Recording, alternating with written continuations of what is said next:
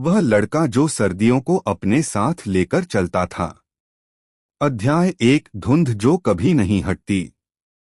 पहाड़ों पर धुंध का अपना एक जीवन होता है।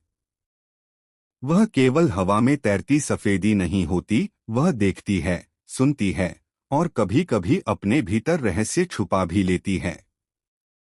हिमालय की गोद में बसा वह छोटा सा पहाड़ी कस्बा साल के अधिकतर दिनों में धुंध से ढका रहता था। लोग उसे मौन घाटी कहते थे, क्योंकि वहां हवा भी जैसे धीमे स्वर में चलती थी। देवदार के ऊंचे ऊंचे वृक्ष अपनी नुकीली शाखाओं से आकाश को छूने की कोशिश करते, पर उनकी चोटियों को भी धुंध ढक लेती थी। सुबह का समय था। घड़ियों में 8 बज चुके थे, पर सूरज की किरणें अभी तक धरती तक पहुंच नहीं पाई थीं। घरों की छतों पर जमी ओस मोतियों सी चमक रही थी। दूर कहीं मंदिर की घंटी बजी, जिसकी ध्वनि धुंध के भीतर घुलकर रहस्यमय लगने लगी।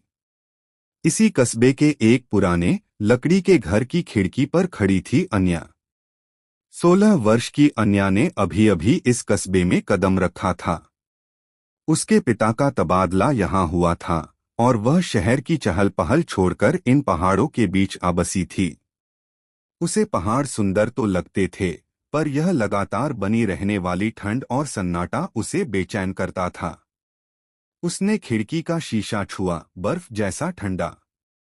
यहाँ तो जून में भी इतनी ठंड है, उसने धीमे स्वर में कहा।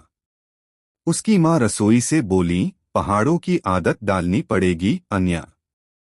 यहाँ मौसम जल्दी बदलता नहीं। अन्या मुस्कराई, पर उसके मन में एक अजीब सी अनुभूति थी, जैसे यह ठंड सामान्य नहीं है, जैसे इसमें कोई उपस्थिति छिपी हो। पहला संकेत। स्कूल का पहला दिन था। सड़क संकरी थी और दोनों ओर देवदार के पेड़ थे। धुंध इतनी घनी थी कि 10 कदम आगे भी साफ दिखाई नहीं देता था। चलते चलते अचानक अन्या को लगा कि उसके आसपास की हवा और ठंडी हो गई है, इतनी ठंडी कि उसकी सांसों से भाप निकलने लगी।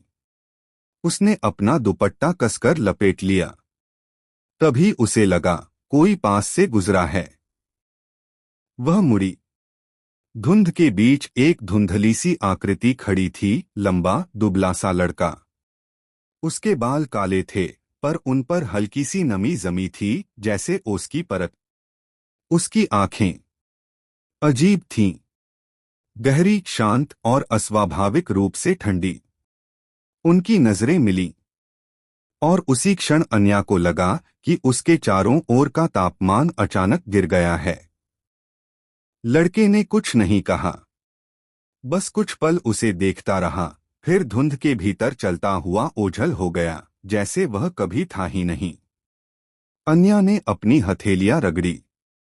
उसके हाथ बर्फ जैसे ठंडे हो गए थे। अजीब है, उसने बुदबुदाया। स्कूल की फुसफुसाहटें। स्कूल की इमारत पत्थर की बनी थी। दीवारों पर नमी थी और खिड़कियों से धुंध भीतर झांकती प्रतीत होती थी।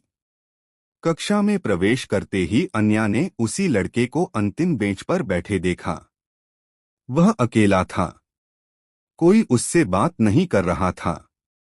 कक्षा में फुसफुसाहट हुई। वह आरव है। कहते हैं जहां वह जाता है, ठंड बढ़ जाती है। उसके परिवार का कोई नहीं है। अन्या ने यह सब सुना, पर समझ नहीं पाई कि लोग ऐसा क्यों कह रहे हैं। शिक्षक के आने से पहले अचानक खिड़की का शीशा जमने लगा।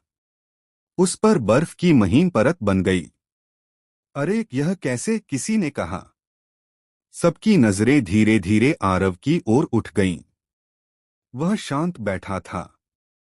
उसकी आंखें बाहर धुंध में टिकी थीं। अन्या का दिल अनजाने भय से धड़क उठा। स्पर्श। अवकाश के समय अन्या पुस्तकालय की ओर जा रही थी, जब गलियारे में अचानक उसका संतुलन बिगड़ा।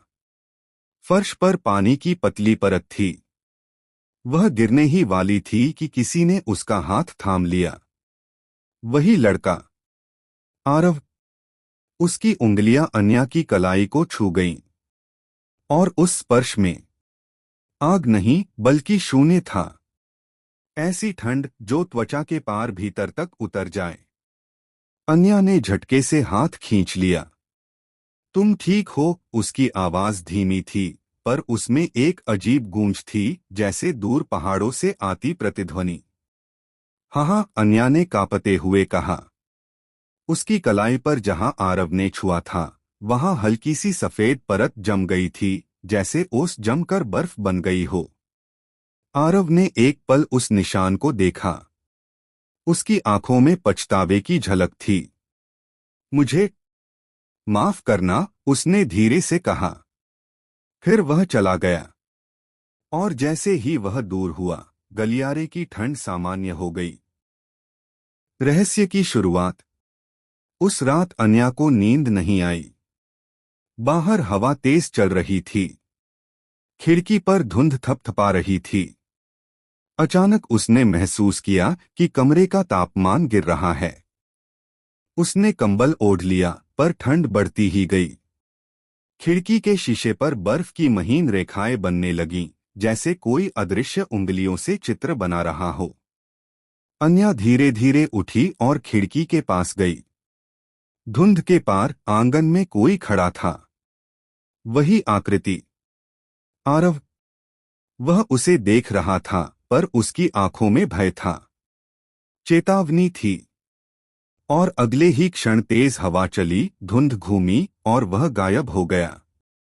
अन्या का दिल जोर से धड़क रहा था। उसने अपनी कलाई देखी, जहां आज सुबह स्पर्श हुआ था। वहां अब भी हल्की सी ठंड जमी थी।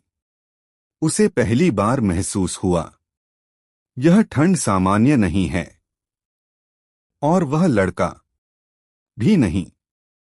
बाहर कहीं दूर पहाड़ों की चोटियों पर बर्फ की पतली परत चमक रही थी।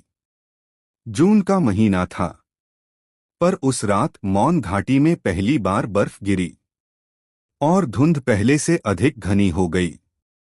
उम्मीद है आपको चैप्टर 1 की ये व्याख्या पसंद आई होगी। इस सीरीज के बाकी चैप्टर भी बहुत जल्दी आने वाले हैं। अगर आप कुछ सुझाव देना चाहते हैं तो कमेंट में अपनी राय जरूर दें और वीडियो को लाइक करें और चैनल को सब्सक्राइब करना बिल्कुल मत भूले। तो मिलते हैं अगली रोमांचक कहानी में। तो तब तक के लिए बाय बाय।